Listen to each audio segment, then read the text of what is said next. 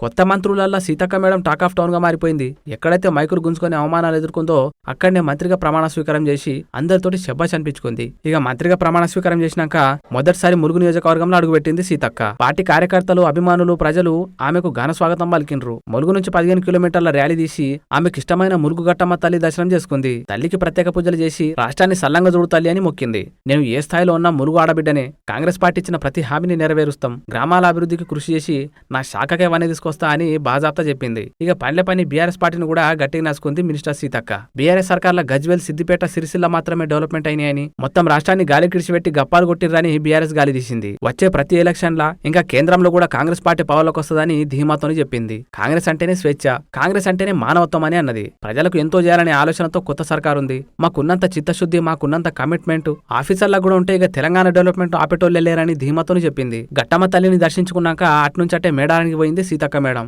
మేడారం జాతర దగ్గరకు వస్తుందిగా, ఇక దాని మీద ఆఫీసర్లతోని సమీక్ష చేసింది. సమ్మక్క సారక్క జాతరకు పోయే భక్తులకు అన్ని రకాల సౌలతులు ఏర్పాటు చేసేందుకు గవర్నమెంట్ 75 కోట్ల రూపాయలు మంజూరు చేసిందని చెప్పింది సీతక్క.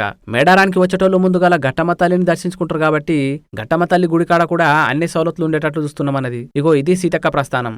ఏ అడవిలైతే బతుకు వెళ్లదీసిందో అదే అడవికి వన్నె తీసుకొచ్చేటట్లు రూరల్ మంత్రిగా బాధ్యతలు తీసుకుని గట్టమ్మ తల్లి, సమ్మక్క సారలమ్మ దీవెనార్తులు తీసుకుంది.